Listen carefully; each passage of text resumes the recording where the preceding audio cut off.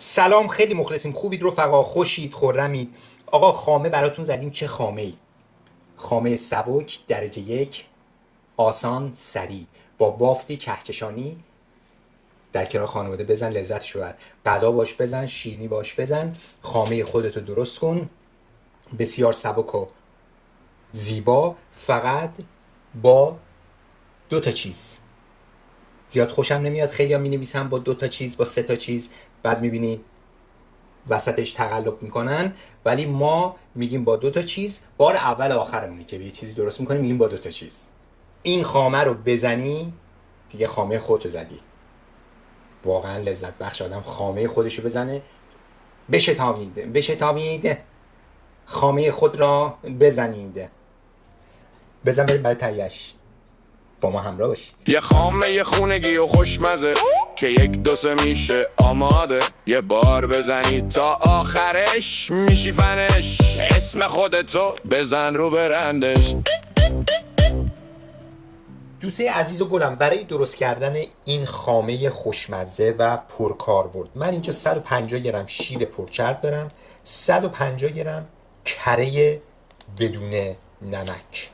کره باید بدون نمک باشه، خامه شور که ما نداریم، درسته؟ بله. این کره رو من میندازم توی شیر، میریم میذاریمش داخل مایکروویو. فقط به اندازه‌ای که کره داخل شیرمون آب بشه. روی اجاق گازم میتونید این کار رو انجام بدید و اگر مایکروویو نبود روی اجاق گاز انجام بدید. بذاریمش داخل مایکروویو. بعد از حل شدن کره و شیر داخل مایکروویو من میریزمش توی ظرف مخلوط کن. حالا هر مخلوط کنی که شما داشتید.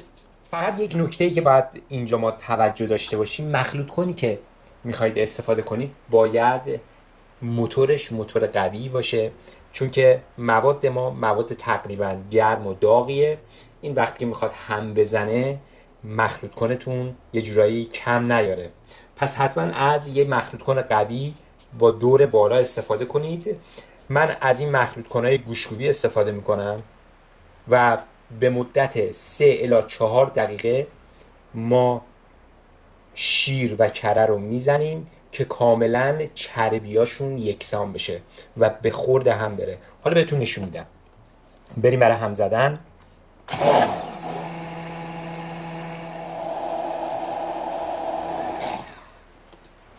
بعد از 3 دقیقه هم زدن شیر و کره با سرعت بالا، چربیا کاملا به خورد هم رفت و غلظت شیر و کره ما به این صورت شد.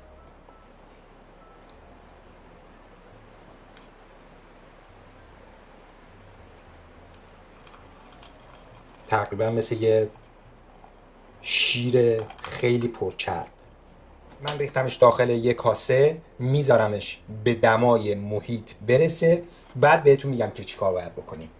خامه ما به دمای محیط رسید. بعد از 5-6 دقیقه من یه همه کوچیکش میزنم تو همین کاسه. اینم غلظتشه. و یه دونه از این محافظ غذاها من میارم، به اندازه خود کاسه برش میدم و میرم میچسبونمش به خامم به همین راحتی. الان از من سوال میکنن چرا سلفون رو چسبونیم به خامه؟ به خاطر اینکه وقتی که میذاریمش توی یخچال سرد بشه خامه ما رویه نبنده. بریم بذاریمش داخل یخچال تا سرد بشه، بعد برای زدن آماده است. با ما همراه باشید. خب برگشتیم بعد از اینکه خامه ما کاملا سرد شد. البته شب گذشته این خامه رو ما زدیم، گذاشتیمش داخل یخچال، ولی دیگه وقت نشد برای فیلم برداری. امروز همون فردای دیشبه که ما میخوایم این خامه رو بزنیم و کاملا سرد شده. اصلا هیچ مشکلی براش پیش نمیاد. حتی 2-3 روزم اگر قبلش هم نزنید هیچ مشکلی پیش نمیاد. فقط شاید یه ذره از هم جدا بشه که اونم با هم زدن دوباره به حالت عادی خودش برمیگرده. قبل از اینکه من برم تو کار هم زدن، من بافت اینو بعد از سرد شدن بهتون نشون بدم. ببینید یه بافت کاملا کرمی و خامه‌ای گرفته. و نکته بسیار مهمی که قرار بهتون بگم، چربی کره‌ای که من استفاده کردم 82% چربی. حتما باید چربی کره‌تون بالا باشه و بدون نمک.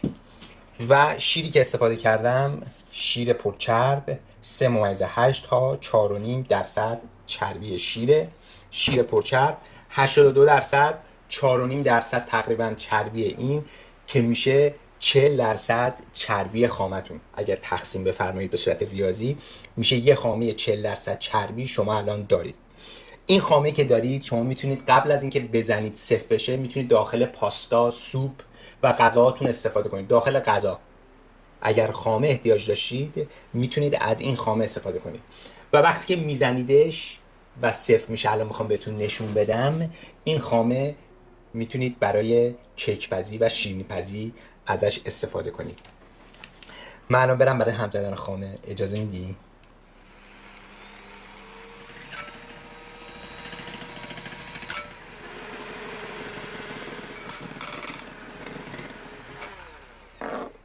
خب اینم از خامه ما. چه خامه یک دست و زیبایی شد.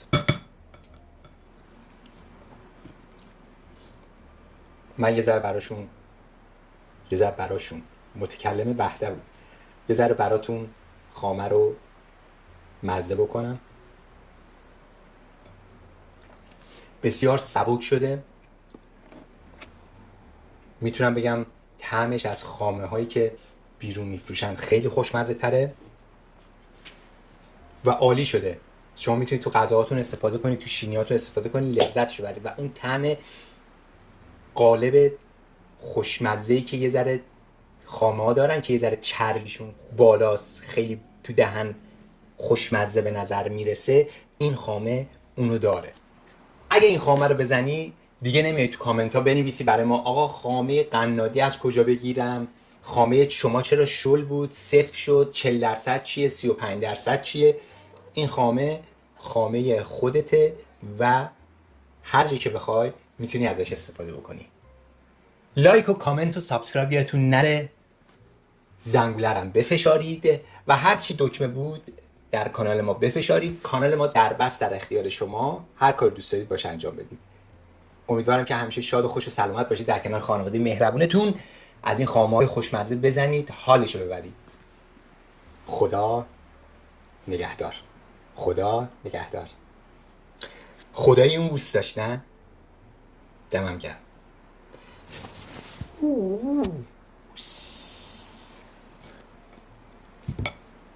پوس. خداحافظ. بچه پایین منتظرن، برم اینو برسونم